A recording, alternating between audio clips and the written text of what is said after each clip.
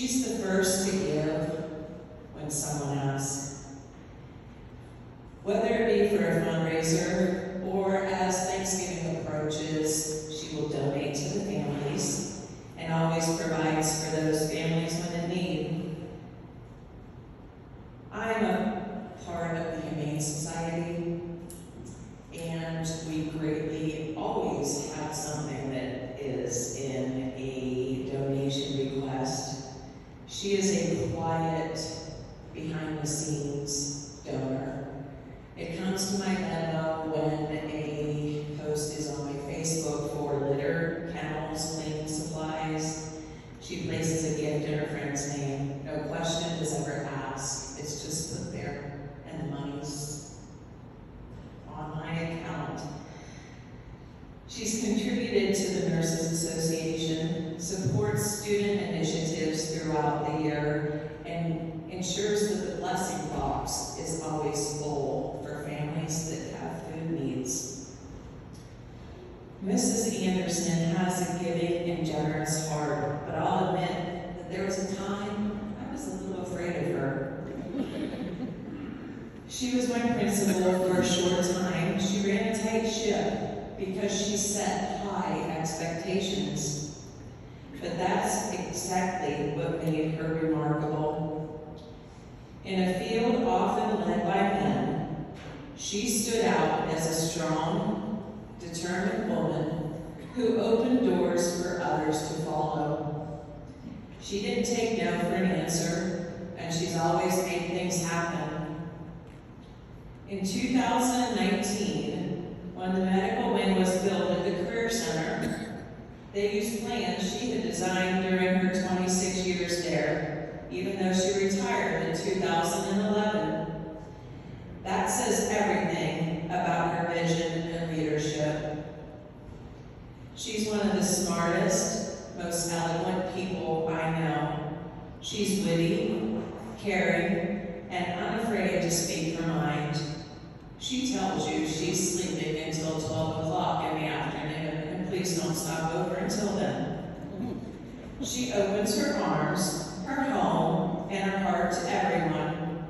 She'll give you her last dollar, invite you on her pontoon boat, write you a recommendation, or remind you of how you, or even your parents, were as students.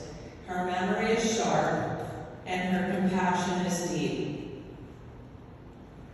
One of my favorite memories is when she called to ask for help finding a rescue puppy. I knew that that dog would live a life of luxury. And sure enough, Joy joined the Anderson family. Things turned upside down for a while, and now a beloved part of the family Joy is. Mrs. Anderson, you have inspired so many of us, especially women, to dream bigger and do better. Your love and generosity and accomplishments make all of us strive to be better people. If someone asked me who my hero is, I would say, without a doubt, I put on my cape and loudly pronounce, I want to be Mrs. Anderson. Thank you for giving me the permission and the honor of speaking about my hero.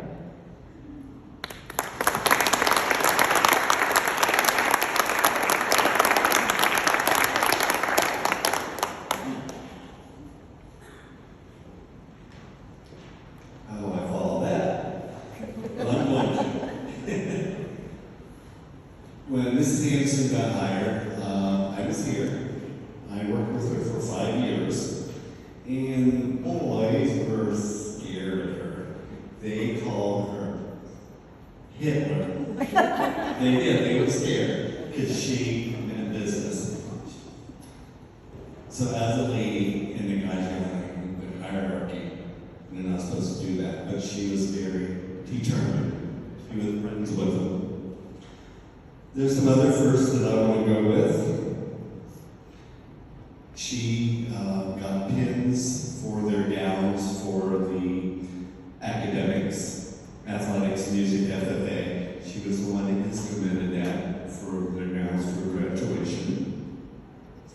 She created the first senior handbook that they're still using now. Of course, it's updated, I'm sure. She and her husband fed the track team at every away meet while she was here.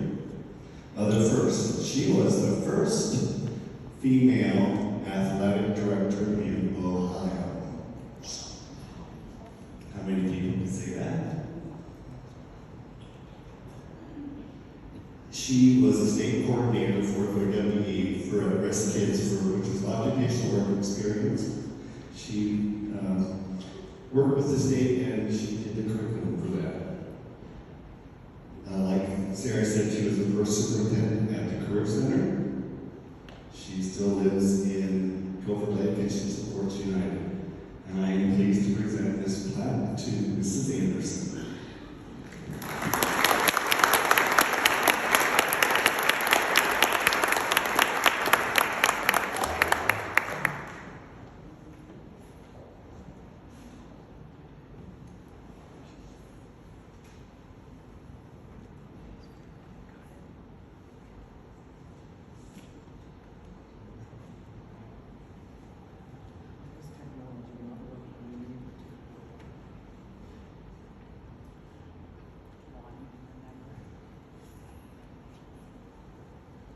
Can you hear me if I don't use the microphone in the back?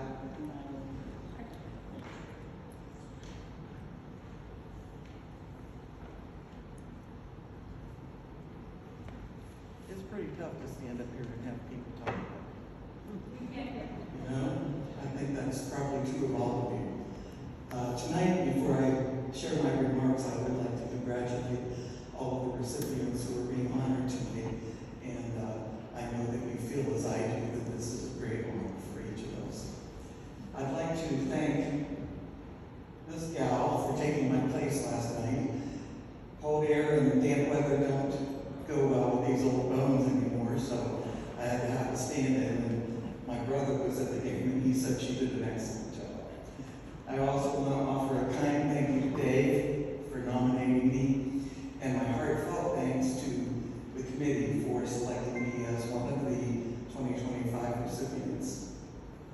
As Dave said a minute ago, I've lived through an amazing time of firsts for women, and throughout those years, I've had many blessings in my life.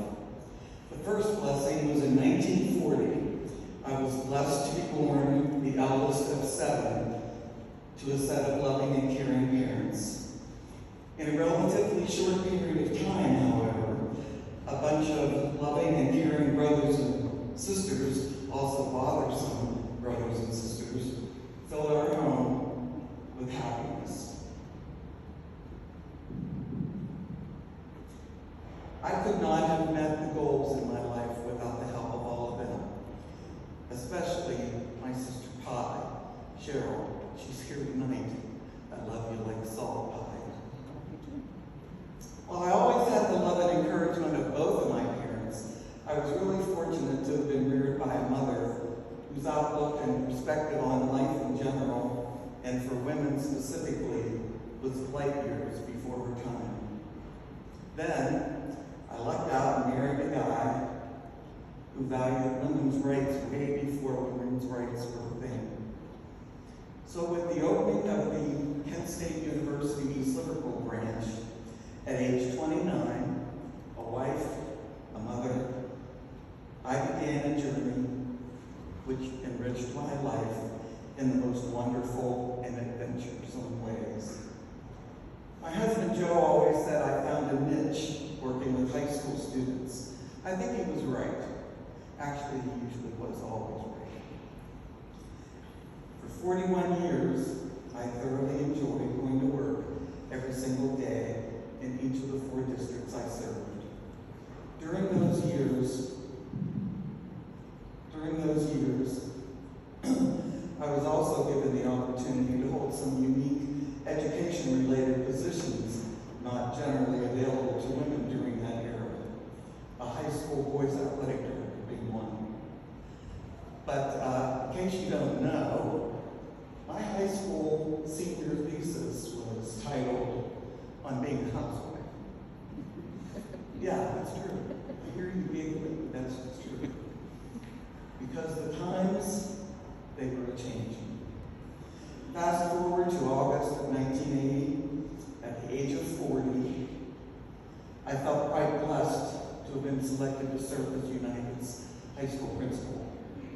I could tell from the get-go that, as the fellow before me said, Mr. Imhoff, that United was a community which valued helping their neighbors and valued education and supported a thinking out of the box kind of attitude. And believe me, you couldn't get any farther from the box than hiring a female to be a high school principal. One of the questions I was asked at my interview was, how would a female deal with guys if they start to get physical? My answer was, most boys don't get their alone. I think that's the answer to God, job.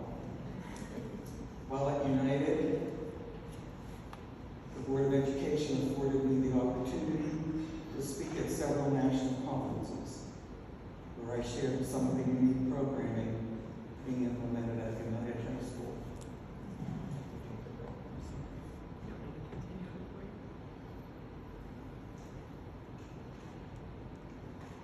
My presentations always began the same way. I would tell attendees in a very, very loving way. I lived in a community that was 100 years behind the times. Because parents still expected their children to behave in and out of school. Parents expected them to listen to their teachers and coaches. And parents themselves regularly demonstrated support and respect for teachers and administrators.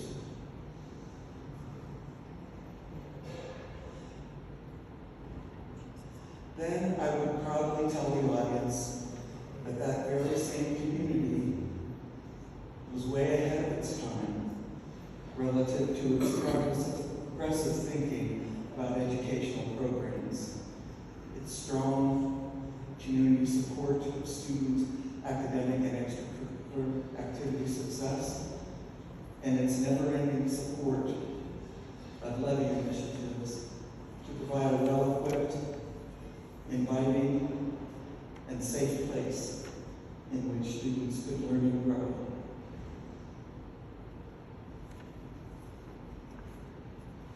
So here I stand, 45 years later, in this beautiful new facility, a continued testament to our United Community's support of educational progress. Wow, 45 years. When I first came to United in 1980, I was 40 years old. And on my first walk through the cafeteria, I could hear the kids whispering, she's really old. I guess that means I'm really an old geezer now. Now they have to be texting OMG, OLD, LOL. Yep, the times, they're still changing. When I left United to become superintendent at the Kirk Center, and in the years since, I've tried to help stir our area's educational and community pots by keeping in touch with many former students, parents, and coworkers, all of whom have become friends. Another blessing in my life. So I say, once again, here I stand, thanking you for an honor predicated by my husband and me, making what we consider one of the most and best decisions of our lives, to make the United Community our home. Home now for me, for more than half